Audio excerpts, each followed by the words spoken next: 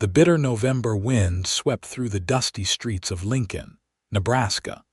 As Sarah Lawson stumbled forward, one hand clutching her swollen belly and the other pulling her threadbare shawl tighter around her trembling shoulders. It was 1875, and the unforgiving frontier had no mercy for a woman in her condition, young, unmarried, and 7 months pregnant. Sarah's breath formed small clouds in the cold air as she approached yet another door, desperation evident in her emerald eyes. She had been walking for hours, rejected from every establishment in town. The boarding house had turned her away with scornful eyes, the church had suggested she seek proper rehabilitation, and the saloon owner had laughed in her face. Even the town doctor had refused her, claiming he couldn't risk his reputation by helping a woman of questionable virtue. Her knuckles rapped weakly on the weathered wood of the small homestead on the outskirts of town. The last rays of sunlight were fading, and with them, Sarah's hope. She was 20 years old, alone and running out of options. The door swung open, revealing a tall figure silhouetted against the warm glow of a fire. Isaac Northrop stood there, his broad shoulders filling the doorframe, dark hair windswept beneath his cowboy hat. His eyes, a startling shade of blue, assessed the trembling woman on his doorstep. "Please," Sarah whispered, her voice cracking. "I've been to every door in Lincoln. No one will take me in." Her hand moved instinctively to her protruding stomach. "I have nowhere else to go." Isaac's gaze softened as he took in the full reality of the situation. Without hesitation, he stepped aside and gestured into the warmth of his modest home. "Welcome," he said simply, his deep voice carrying on the wind. Sarah hesitated, searching his face for signs of deception or ill intent. She had learned the hard way that men's kindness often came with expectations. But the cold was seeping into her bones, and her child kicked within her as if urging her forward. "I can't pay," she admitted, shame coloring her cheeks. "Not with money." Isaac's expression remained unchanged. "I didn't ask for payment." He kept his distance, respecting her wariness. "There's food inside and a fire. The storm's coming in fast." As if on cue, snow began to fall, delicate flakes catching in Sarah's chestnut hair. She took a tentative step forward, crossing the threshold into Isaac's home. The small cabin was simple but well maintained. A fire crackled in the stone hearth, casting dancing shadows across the wooden walls.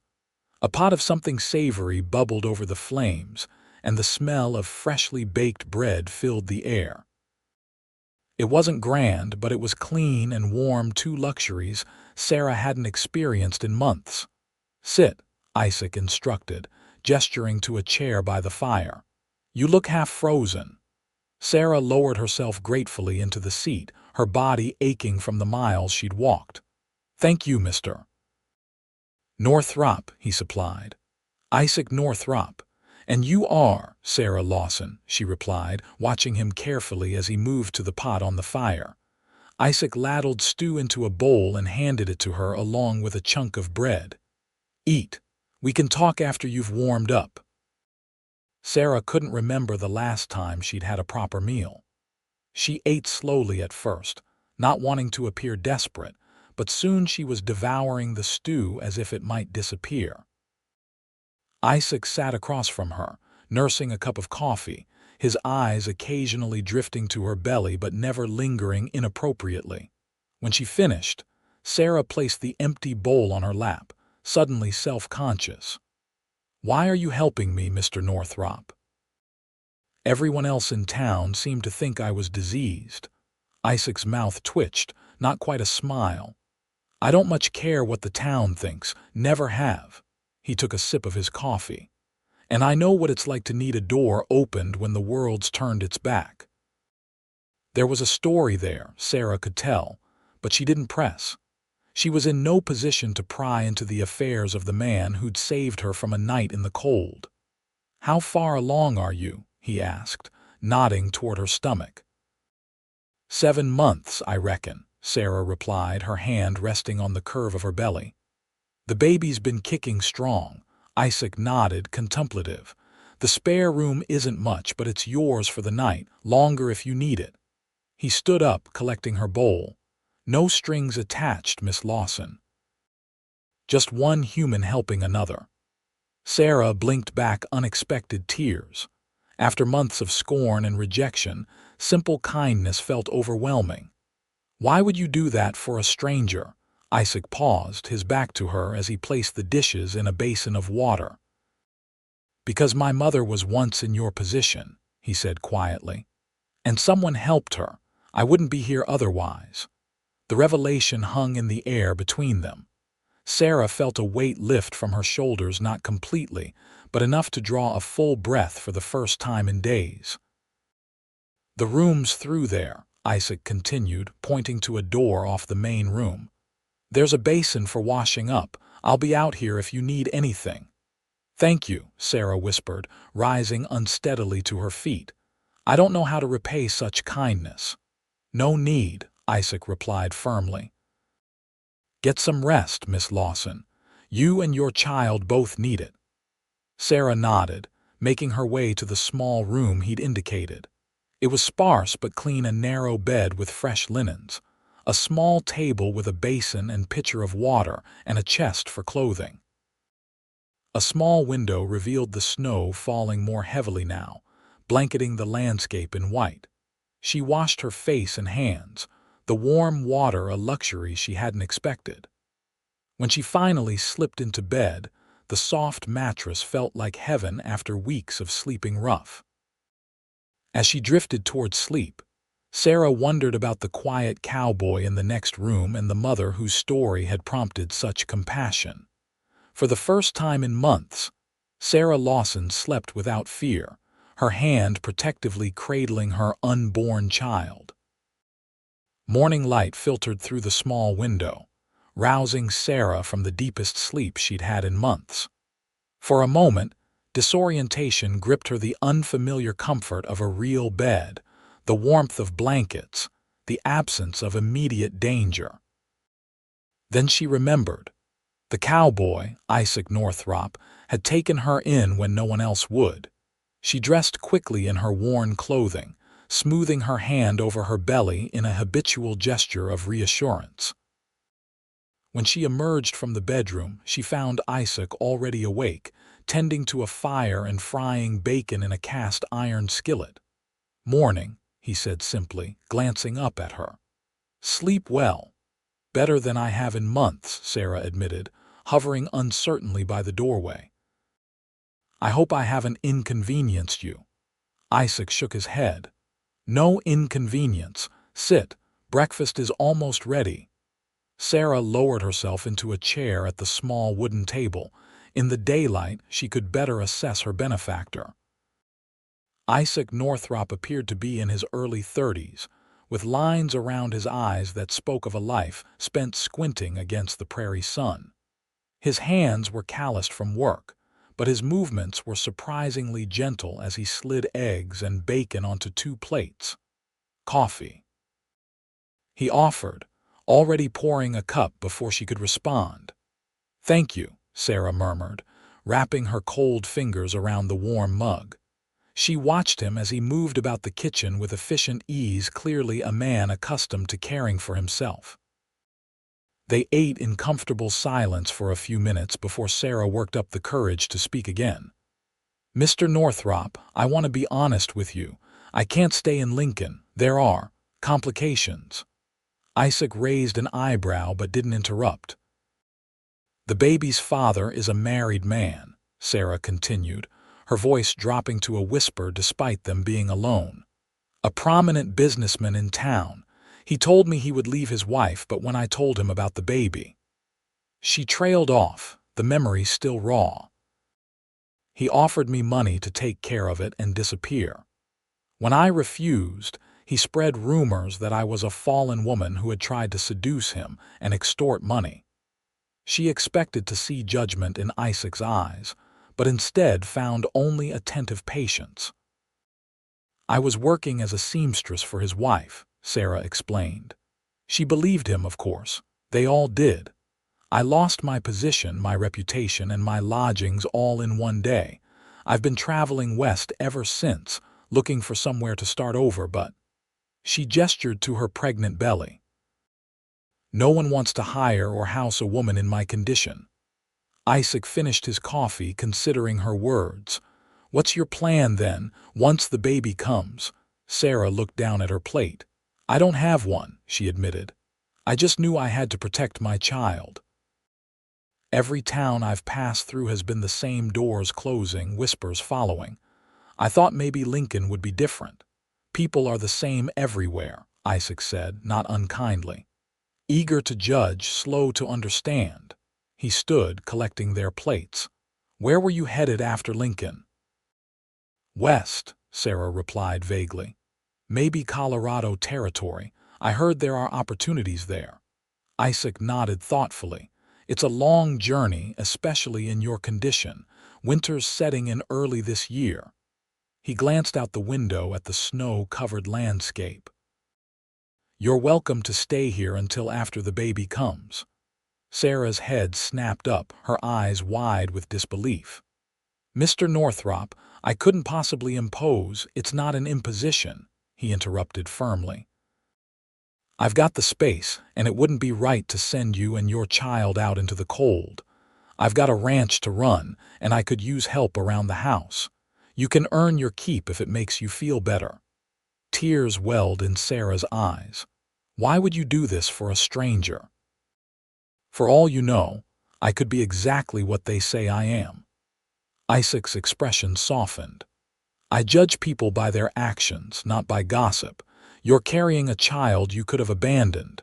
You're traveling alone through dangerous country rather than taking the easy way out. Those aren't the actions of someone without character. Sarah wiped away a tear that had escaped down her cheek. I don't know what to say. Say you'll stay until the baby's born and you're strong enough to travel, Isaac replied practically. The nearest doctor is in Lincoln proper, but there's a midwife about 3 miles east who's delivered half the babies in the county. You've thought this through, Sarah observed, studying him. Isaac shrugged. I'm a simple man, but not a thoughtless one. He moved toward the door, reaching for his coat. I need to check the livestock. The snow's not too deep yet, but they'll need extra feed. Make yourself at home. Before Sarah could respond, he was gone, the door closing behind him with a soft thud.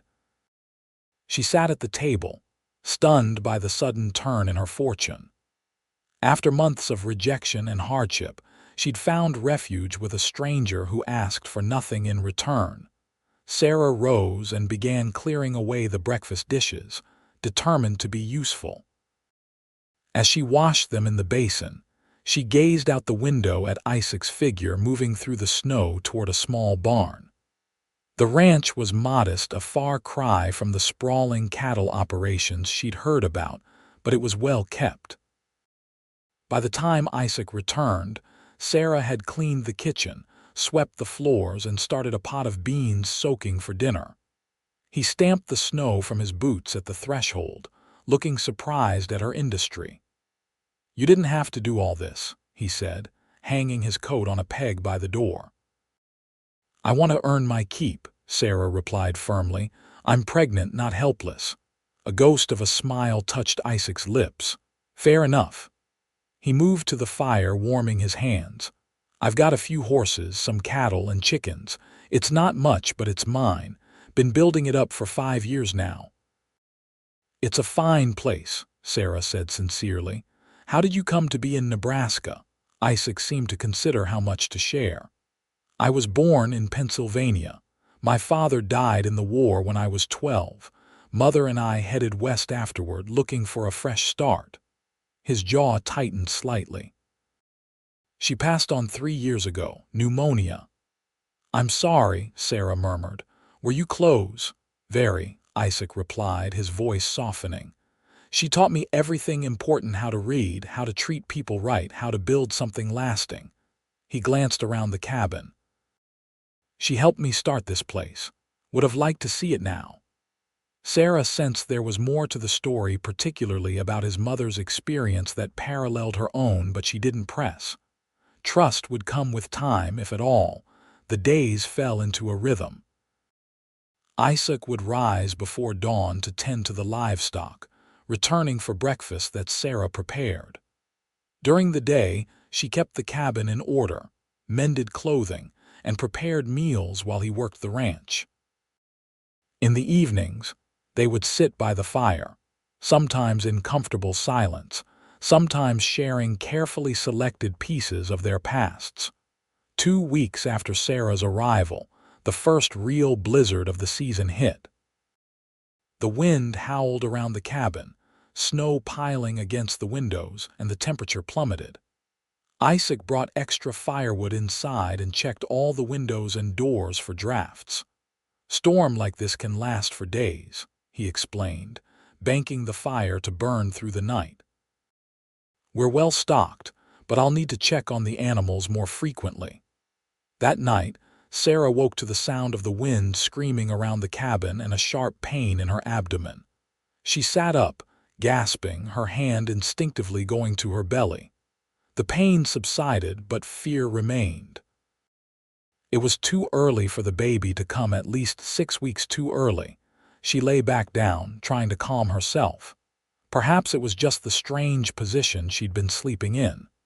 The pain didn't return immediately, and she began to relax. Then another spasm gripped her, stronger than the first. Sarah bit her lip, not wanting to wake Isaac unnecessarily. But when a third contraction came 10 minutes later, she knew she had no choice. She rose unsteadily and made her way to the main room where Isaac slept on a pallet near the fire. "Mr. Northrop," she called softly, then louder when he didn't stir. "Isaac," he woke instantly, sitting up and reaching for the rifle that leaned against the wall before his eyes focused on her. "Sarah, what's wrong?" "The baby," she whispered, clutching her belly. "Something's happening." "It's too early." Isaac was on his feet in an instant, guiding her to a chair. "How far apart are the pains?" "About 10 minutes," Sarah replied, surprised by his calm questioning. "How do you—" "I helped birth calves and foals," he explained, his tone matter of fact. "And my mother was a midwife's assistant before." He trailed off, focusing on the immediate concern. "We need to get you to Widow Parsons, but the storm." He moved to the window, peering into the swirling darkness. The snow was falling horizontally, driven by fierce winds. "I can't make it," Sarah said, another pain making her gasp. "The baby's coming now." Isaac's expression was grim but determined. "Then we'll handle it here. I've seen enough births to know the basics." He hesitated. "But Sarah, it's early." "The baby, I know," she whispered, fear evident in her voice. "But we have to try." Isaac nodded once decisively. "I'll heat water and gather clean linens." He moved with purpose around the cabin, his calmness helping to steady Sarah's nerves. The next 6 hours were a blur of pain and fear for Sarah. Isaac proved to be a steady presence, speaking in low, reassuring tones, helping her walk when the pains allowed, supporting her when they became overwhelming. Despite his claim of only knowing the basics, he seemed to understand what was happening and what needed to be done.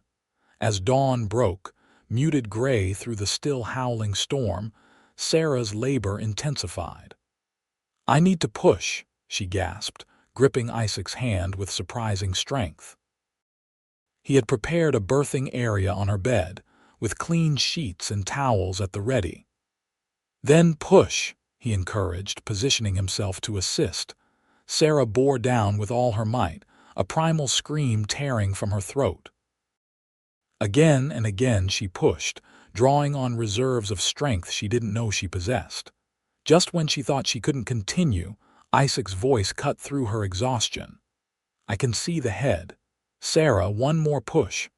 With a final, monumental effort, Sarah felt her child slip into the world. There was a moment of terrifying silence before a thin, reedy cry filled the cabin. Isaac was working quickly, clearing the tiny mouth and nose, wrapping the infant in a clean cloth. "A boy," he announced, his voice thick with emotion. "You have a son, Sarah." He placed the squalling infant on Sarah's chest. Despite being early, the child had a surprisingly strong cry and a shock of dark hair plastered to his tiny head. Sarah's tears fell freely as she cradled her son. "He's beautiful," she whispered, examining his perfect fingers and toes. "So small, but perfect." Isaac was still busy, completing the birthing process with efficiency and discretion. When he had finished and ensured that Sarah wasn't bleeding excessively, he washed his hands and brought her water to drink. "He seems healthy," Isaac observed, looking at the now quieted infant nursing at Sarah's breast. "Good color, strong lungs. You did well, Sarah." She looked up at him, exhaustion and gratitude in her eyes. "We did well. I couldn't have done this without you." Isaac's weathered face softened. "What will you call him?" Sarah looked down at her son, considering. "William," she decided, "after my father, William Isaac Lawson." Isaac's eyes widened slightly at the inclusion of his own name. "That's a fine name," he said, his voice gruff with emotion. "He'll need a strong name," Sarah murmured, stroking her son's cheek. "For a strong start in life." Isaac nodded, understanding the unspoken concern. Life would not be easy for a child born outside of marriage, especially one whose arrival would forever mark the timing of conception. But watching Sarah cradle her son with fierce protective love, Isaac knew this child had the best possible advocate in his mother. "Rest now," he instructed gently. "The storm's still raging, but we're safe here. I'll check on the animals and be back soon." Sarah nodded sleepily, the exhaustion of labor claiming her. As Isaac bundled up against the cold, he cast one last glance at the mother and child on the bed. Something shifted in his chest, a protective instinct he hadn't anticipated. In just 2 weeks, Sarah Lawson had transformed from a stranger on his doorstep to someone he felt responsible for, someone he cared about. Shaking his head at the unexpected turn his life had taken, Isaac stepped out into the storm to tend to his livestock, leaving Sarah and little William sleeping peacefully in the warmth of the cabin. The blizzard raged for 3 more days, keeping them isolated from the outside world. During this time, Isaac marveled at Sarah's resilience. Despite having just given birth, she insisted on doing her share of the work as soon as she could stand steadily. She cared for William with a natural instinct, singing soft lullabies as she nursed him by the fire. On the 4th day, the storm finally broke, leaving behind a transformed landscape of pristine white drifts. The sun emerged, blindingly bright against the snow. Isaac spent most of the day digging paths to the barn and checking on his livestock. They had weathered the storm well, thanks to his preparations. When he returned to the cabin in the late afternoon, he found Sarah by the window.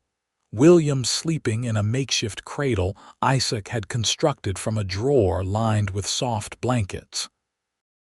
"Beautiful day," he remarked, stamping the snow from his boots. "Cold but clear." Sarah turned, smiling. The days since William's birth had softened her features, adding a glow that had nothing to do with the fire's warmth. "How are the animals?" "All accounted for," Isaac replied, removing his coat. "The chickens are complaining about being cooped up, but they'll survive." He moved to the cradle, peering down at the sleeping infant. "How's our boy today?" The casual hour slipped out before he could catch it, and Isaac froze, suddenly aware of the presumption. But Sarah didn't seem to notice or mind. "Growing stronger by the hour," she said proudly. "He's a good eater." Isaac nodded, relief easing the tension in his shoulders. "Once the roads clear a bit, I'll fetch Widow Parsons to check on you both. Probably another day or two." Sarah's expression clouded slightly. "Will people in town know I'm here?" Isaac considered this. Some might. Can't be helped entirely. I'll need to get supplies soon. He sat at the table, meeting her worried gaze. Does that concern you? Sarah sighed, joining him. I don't want to bring scandal to your door after all you've done for us. People will talk. Let them, Isaac said firmly. I've never much cared for town gossip. My nearest neighbor is 3 miles away for a reason. He hesitated before adding, unless you're worried about the baby's father discovering your whereabouts. Sarah shook her head. Marcus Holloway wouldn't dirty his boots coming out to a ranch. Besides, he made it clear he wants nothing to do with us. She spoke matter-of-factly, but Isaac detected the hurt beneath her words. His loss, Isaac said simply. Sarah studied him, curiosity evident in her green eyes. You never married, Isaac. The personal question surprised him, but he answered honestly. No, came close once years ago in Wyoming Territory. Elizabeth was her name. She decided ranch life wasn't for her, married a banker in Cheyenne instead. He shrugged, the old pain dulled by time. Can't blame her. It's a hard life out here, especially for a woman. Yet you stayed, Sarah observed. I belong on the land, Isaac replied. Always have. Can't imagine being confined to a town, taking orders, living by someone else's schedule. He looked out the window at the vast white expanse. Out here, I'm free. Sarah nodded, understanding in her eyes. I envy that certainty. I've never known what I truly wanted, only what I didn't want. I didn't want to be a servant all my life. I didn't want to marry the first man who asked just to escape my parents' home. Her hand drifted to her belly, still rounded from pregnancy. I didn't want to give up my baby. And now, Isaac asked softly, now I want William to have a good life, she said with newfound determination. I want him to grow up knowing he's loved, regardless of the circumstances of his birth. I want him to be kind and strong and free to choose his own path. She looked directly at Isaac. And I want to thank you properly for everything you've done for us. Isaac shifted uncomfortably under her intense gaze. No thanks needed. Anyone would have done the same. No, Sarah said firmly. They wouldn't. I knocked on every door in Lincoln before yours, remember? You're a good man, Isaac Northrop. The simple statement affected him more than it should have. Isaac cleared his throat. Well, supper won't cook itself. I shot a rabbit yesterday, thought we could have stew.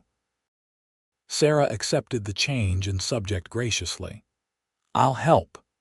They worked together in comfortable companionship, Isaac skinning and butchering the rabbit while Sarah chopped vegetables. William woke once, demanding attention, and Sarah nursed him before returning to the cooking. It was domestic and ordinary and somehow perfect. As they ate their stew that evening, Isaac made a decision. I think you and William should stay here at least until spring. Sarah's spoon paused halfway to her mouth.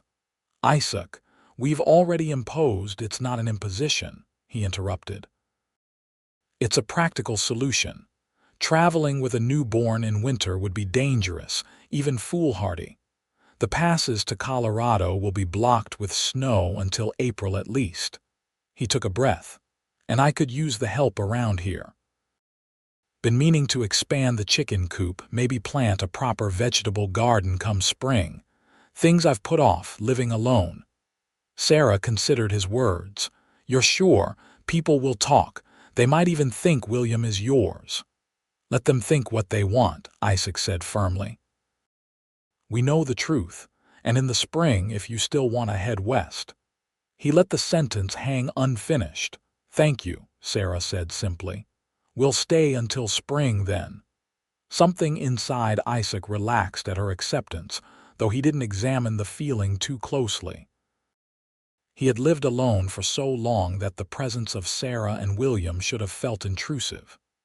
Instead, it felt right, as if the cabin had been too empty before and now contained exactly what it should. True to his word, 2 days later Isaac rode to fetch Widow Parsons. The midwife was a no-nonsense woman in her 60s who had delivered most of the children in the county.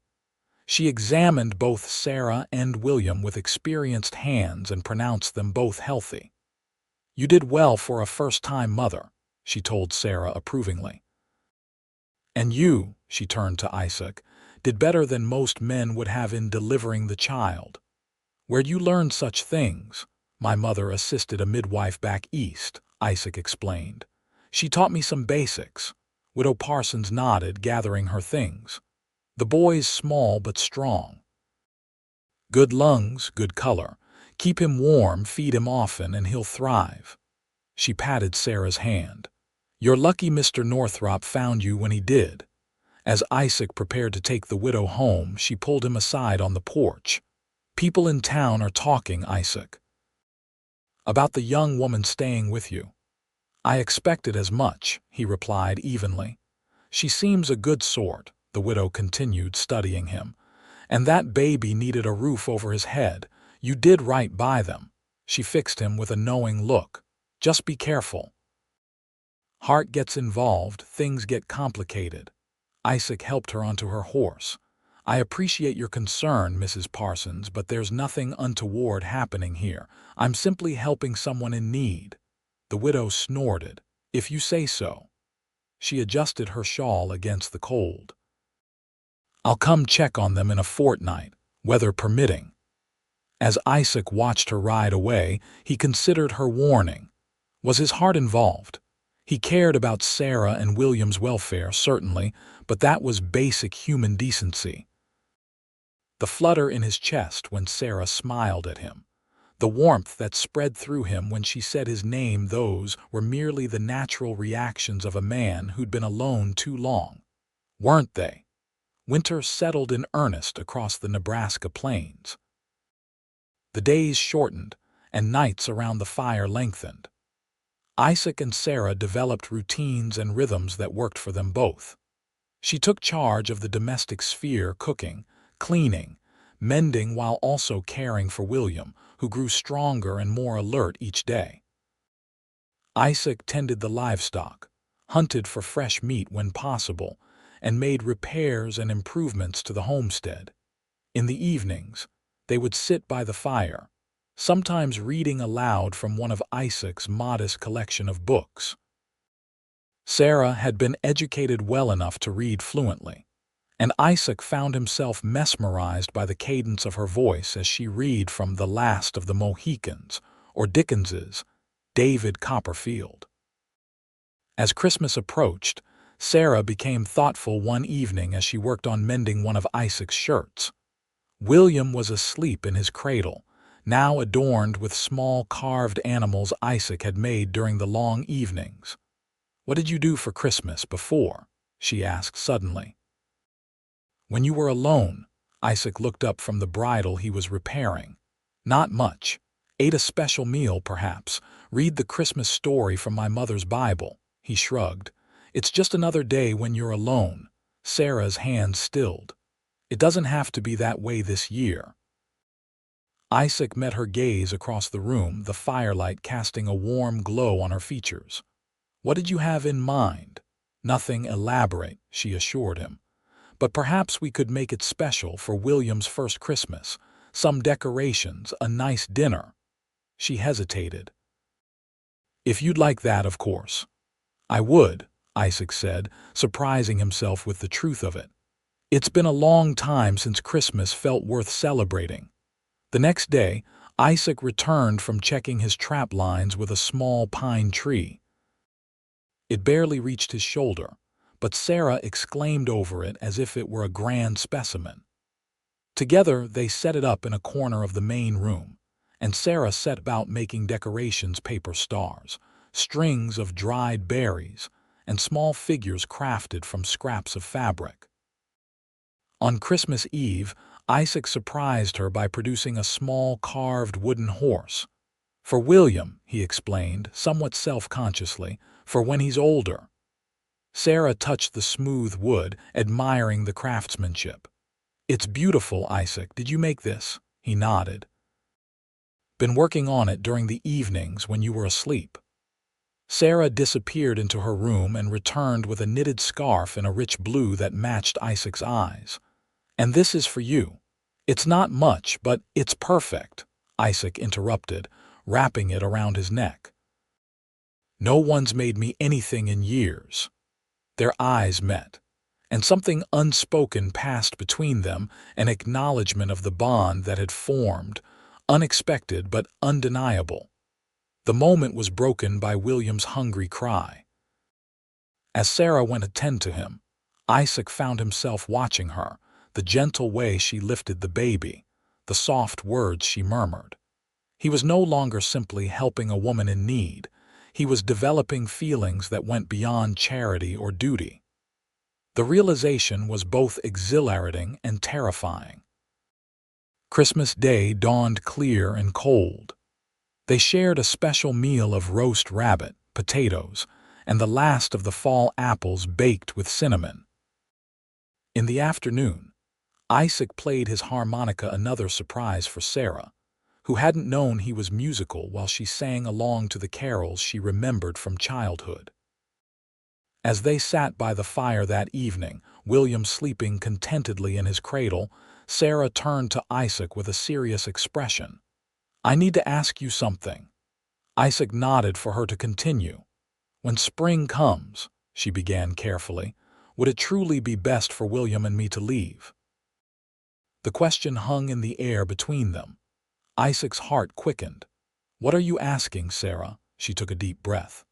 "I'm asking if there might be a place for us here, permanently, not as your charity case or your housekeeper, but as—" She faltered, courage momentarily deserting her. "As what?" Isaac prompted gently. "As your family," she finished, her voice barely above a whisper. "I know it's presumptuous, and I understand if you want your solitude back, but these past months have been—" She struggled for words. "The best of my life," Isaac completed for her. He moved to sit beside her, taking her hands in his. "I've been alone a long time, Sarah. Convinced myself I preferred it that way. But having you and William here, it's made this place a home in ways it never was before." Hope bloomed in Sarah's eyes. "You mean that?" "I do," Isaac confirmed. "But Sarah, if you stay, I want it to be for the right reasons, not gratitude or obligation or lack of options." "It wouldn't be," she assured him, squeezing his hands. "I've come to care for you, Isaac, more than I thought possible after everything that happened before. You're a good man, the best I've ever known, patient and kind and honest." She glanced at William. "You've treated him as your own from the moment he was born." "Because that's how I've come to think of him," Isaac admitted. "And you, Sarah, you've awakened feelings in me I'd long since buried." Slowly, giving her every chance to pull away, Isaac leaned forward. Their lips met in a tentative kiss, gentle and questioning at first, then with growing certainty. When they parted, Sarah's cheeks were flushed, and Isaac felt a lightness he hadn't experienced in years. "I don't expect anything formal right away," Sarah said. "I know we're still getting to know each other, but I wanted you to know that when you offered us shelter, you gave us so much more than a roof and walls. You gave us hope." Isaac's thumb traced the curve of her cheek. "And you gave me a family when I'd stopped believing I'd ever have one." As winter slowly released its grip on the plains, Sarah and Isaac's relationship deepened. They moved cautiously, respectful of each other's past wounds and the newness of their feelings. Isaac was careful not to press for physical intimacy beyond kisses and embraces, mindful that Sarah was still recovering from childbirth and the emotional trauma of her past. William thrived under their joint care. By February, he had doubled his birth weight and developed a hearty laugh that delighted them both. Isaac spent hours with the boy, holding him while Sarah rested, telling him stories about the ranch and the animals. One evening in late March, as the first signs of spring appeared on the wind, Isaac broached a subject that had been on his mind. "I'll be going into town tomorrow for supplies," he said as they finished their supper. I was thinking you and William might come along." Sarah looked up, surprised. She hadn't left the ranch since arriving in November. "Are you sure that's wise? People will talk."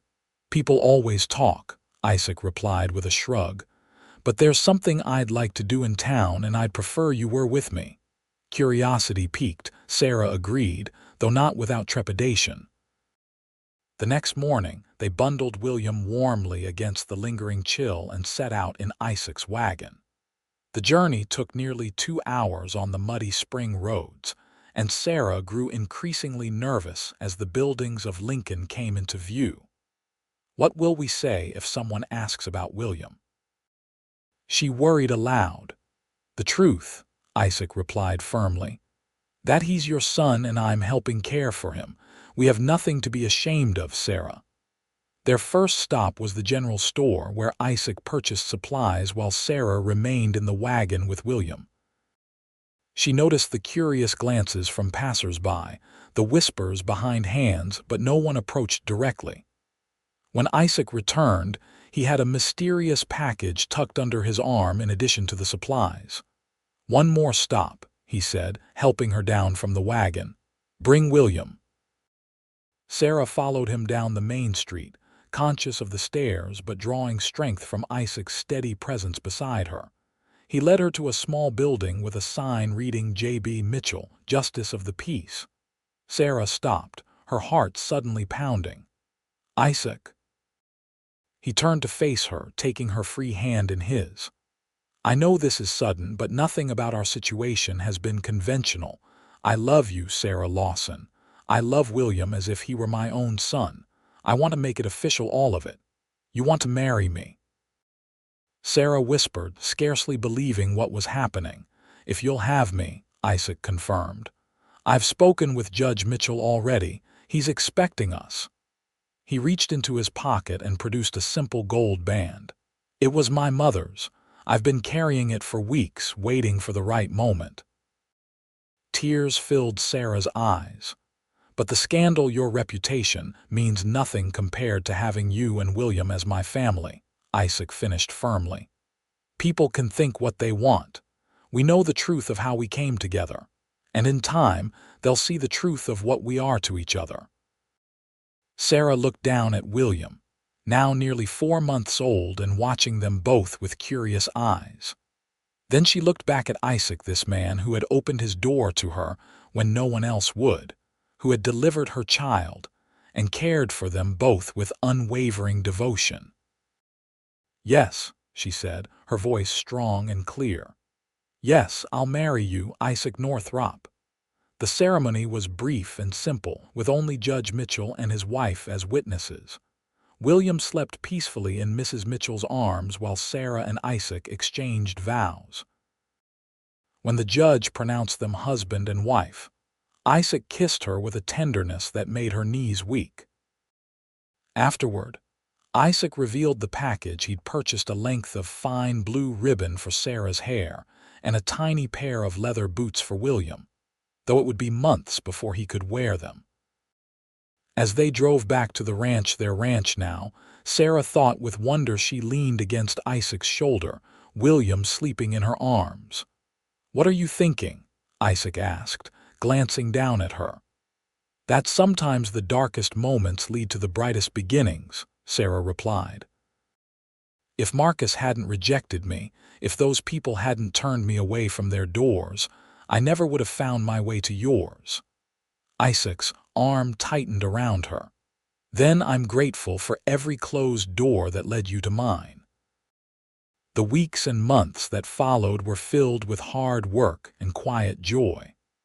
Spring brought planting season, and Sarah threw herself into establishing a vegetable garden while Isaac expanded his herd of cattle. They made improvements to the cabin, adding a proper crib for William and eventually starting construction on a new room. Summer arrived with long, golden days. William grew into a sturdy, cheerful baby, taking his first tentative steps just before his first birthday in November. Sarah discovered she was expecting again in August, the news bringing tears of happiness to Isaac's eyes. "A brother or sister for William," he said, his hand gentle on her still flat stomach. "Our family is growing." Sarah smiled, placing her hand over his. "Our family began the moment you opened your door and said welcome." The gossip in town gradually subsided as the months passed. Isaac's unflinching honesty about William's parentage and his clear devotion to both the boy and Sarah eventually won over even the most skeptical observers. By the time their daughter, Emma, was born in March 1877, the Northrops were accepted, if not fully embraced, by the community.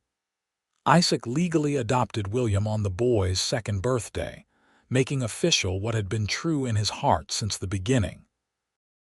The ranch prospered under their joint care, expanding to include more cattle, horses, and eventually a small orchard. Years passed, marked by the rhythms of ranch life and the milestones of their growing family. William grew into a thoughtful, responsible boy who adored his father and showed a natural affinity for working with the horses. Emma inherited her mother's spirit and determination, along with her father's love of the land. They were joined by a brother, James, in 1880, completing their family.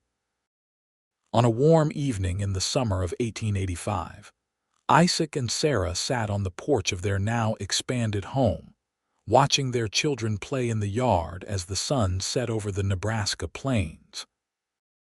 William, nearly 10, was teaching 7-year-old Emma and 5-year-old James how to lasso a fence post, his instructions patient and clear. "You ever regret it?" Isaac asked suddenly, his voice low. "Coming to my door that day, staying?" Sarah turned to look at him, the man who had been her salvation, her partner, her love for a decade now. His dark hair was threaded with silver at the temples, and the lines around his eyes had deepened, but his gaze still held the same steadiness that had first earned her trust. "Never," she said firmly, taking his hand. "Not for a single moment. You gave me everything, Isaac, a home, a family, a life I never dared dream of." He shook his head, squeezing her fingers. "You gave me just as much. Before you, this was just land and buildings. You made it a home." From the yard came the sound of children's laughter as James finally managed to loop his small rope around the post, prompting cheers from his siblings. Sarah leaned against Isaac's shoulder, contentment washing over her. "We've been blessed," she murmured. Isaac nodded, his arm circling her waist. "All because of a snowstorm and a closed-minded town."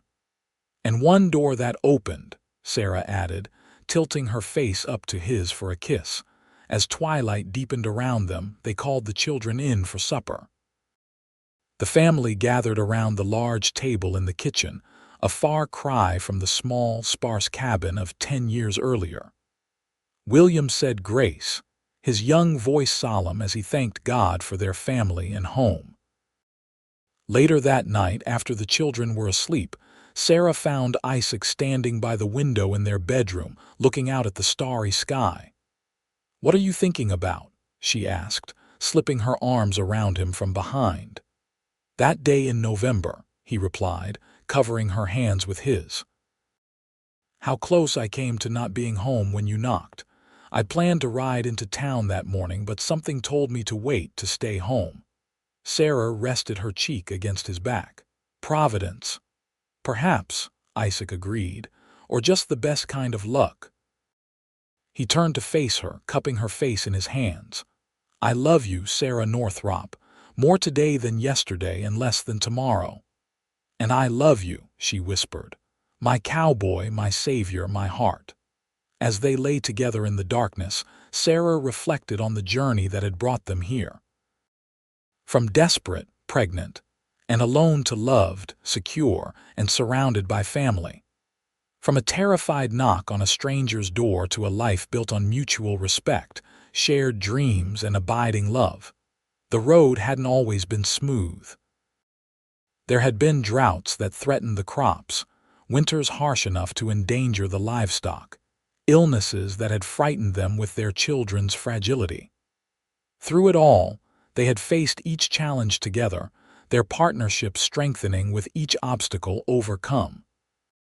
Sarah thought of the young woman she had been, trudging through the streets of Lincoln with nowhere to turn. How she would have marveled to see this future: 3 beautiful children, a thriving ranch, and a husband whose love had never wavered. As sleep claimed her, Sarah's last conscious thought was one of gratitude for closed doors that had led to the one that mattered, for the welcome that had changed everything, and for the cowboy who had opened not just his home, but his heart to a woman with nowhere else to go. In the years that followed, the Northrop Ranch became known throughout the county as one of the most prosperous and well-managed operations in the region. Isaac's breeding program for horses gained particular recognition, attracting buyers from as far away as Kansas City and Denver. By 1890, William was 15 and had developed into his father's right hand on the ranch. Tall and broad-shouldered like Isaac, with Sarah's green eyes, he had a natural way with animals and a quiet confidence that belied his age. Emma, at 12, was showing a keen intelligence and had developed a passion for education, devouring every book she could get her hands on. James, now 10, was the adventurous one, always exploring and testing boundaries, but with a heart as big as the Nebraska sky. Sarah had established a small side business selling preserves and baked goods in town, her recipes becoming local favorites. The scandal of her arrival had long since faded into a barely remembered footnote in local gossip. The woman who had once been turned away from every door in Lincoln was now a respected member of the community, known for her generosity and the helping hand she extended to others in need. On a crisp autumn day in 1890, as the family prepared for William's 16th birthday celebration, a stranger arrived at the ranch. Sarah was in the kitchen, putting the finishing touches on a special cake, when she heard the sound of approaching hoofbeats. Through the window, she saw Isaac walk out to meet the visitor, a well-dressed man in his 50s, riding a fine bay horse. Something about the man's bearing sent a chill through Sarah. She wiped her hands on her apron and stepped onto the porch just as the stranger dismounted. "I'm looking for Sarah Lawson," the man announced without preamble. Isaac's posture stiffened. "There's no Sarah Lawson here. I'm Isaac Northrop. This is my wife, Sarah Northrop." The man turned toward Sarah, and she felt the blood drain from her face. Despite the passage of 15 years, she recognized Marcus Holloway immediately. His once dark hair was now silver, and lines of dissipation marked his face, but the cold, calculating eyes were unchanged. "Sarah," he said, his voice as smooth and false as she remembered. "You've done well for yourself, I see." Sarah moved to stand beside Isaac, drawing strength from his solid presence. "What do you want, Mr. Holloway? After 15 years, I can't imagine what business could bring you here." Marcus glanced around the prosperous homestead. "I recently lost my wife, consumption, a tragedy." He didn't sound particularly bereaved. "In settling her affairs, I found myself reflecting on past indiscretions."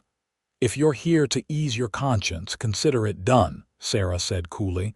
"We've nothing to discuss." "On the contrary," Marcus countered, "I believe we have a son to discuss." Isaac's hand found Sarah's, squeezing it reassuringly. "William is my son in every way that matters," he said firmly. "I legally adopted him 13 years ago." Marcus raised an eyebrow. "Nonetheless, he carries my blood. Now that I find myself without an heir, I've come to offer the boy opportunities you couldn't possibly provide. Education at the finest schools back east, connections to important people, a significant inheritance. No." The voice came from behind them, strong and clear. They turned to see William standing there, tall and straight, his green eyes flashing with anger. He had obviously heard enough of the conversation to understand who this stranger was.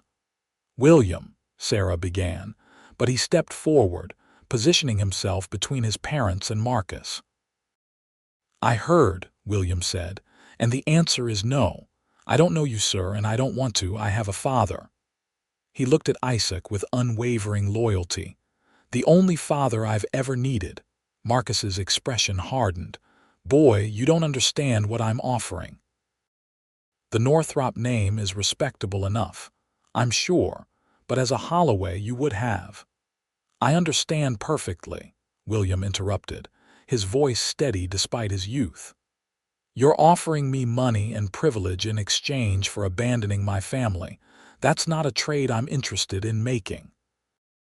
Sarah felt a swell of pride at her son's maturity and clarity. Isaac's hand tightened around hers, his own pride evident in his stance. Marcus looked from William to Isaac and Sarah, his eyes calculating. "I could make this difficult," he said eventually. "I have means, influence." "You could try," Isaac acknowledged, his tone deceptively mild. "But William is 16 now, old enough to have his preferences considered by any court, and the town knows who stood by Sarah when she needed help and who cast her aside." He stepped forward. "I suggest you leave our property, Mr. Holloway. Your welcome has expired." For a tense moment, Marcus seemed to consider pushing further. Then, with a tight nod, he remounted his horse. "If you change your mind, boy, I'll be staying at the Lincoln Hotel for 3 days." "I won't," William said firmly. Without another word, Marcus Holloway turned his horse and rode away, a cloud of dust marking his departure. When he was out of sight, Sarah let out a shuddering breath and turned to embrace her son. "William, I'm so sorry you had to face that." William returned her hug before stepping back, his expression serious beyond his years. "Don't apologize, Ma. I'm glad I was here. I'm glad he knows exactly where I stand." He looked at Isaac. "With my real father." Isaac clasped William's shoulder, his eyes suspiciously bright. "I'm proud of you, son. That took courage." William shrugged, a hint of his usual humor returning. "Not really. Easiest decision I've ever made." He glanced toward the kitchen. "Is that birthday cake I smell?" Sarah laughed, the tension breaking. "It is, and you're not supposed to be sniffing around it until after dinner." The three of them moved back toward the house, the encounter with Marcus already fading like a bad dream in the warm reality of their family bond. Emma and James came running from the barn, eager to know who the visitor had been. "Just someone from the past," Isaac told them. "Nothing important." That evening, as they celebrated William's birthday with a special dinner and the promised cake, Sarah watched her family with a full heart. Emma was telling an animated story about her latest book. James was sneaking extra frosting when he thought no one was looking, and William and Isaac were discussing plans to expand the horse breeding operation next spring. Later, after the children had gone to bed, Sarah and Isaac sat on the porch swing, a blanket around their shoulders against the autumn chill. "You think he'll come back?" Sarah asked quietly. "Try to challenge the adoption." Isaac shook his head. No, he saw William's mind was made up. "Men like Holloway don't waste time on lost causes." He pulled her closer. "Besides, he has no legal ground to stand on. William is our son in law and in heart." Sarah rested her head on his shoulder. "I never thought I'd see him again. All these years, I've barely thought of him, and then suddenly there he was. And he had no power over you," Isaac pointed out. "The scared young woman who knocked on my door would never have stood up to him the way you did today." "I'm not that woman anymore," Sarah agreed. "Because of you, because of the life we've built."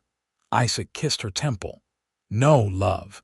You were always strong, you just needed time and space to recognize it. All I did was open a door." Sarah turned her face up to his. "You opened a door when everyone else closed theirs.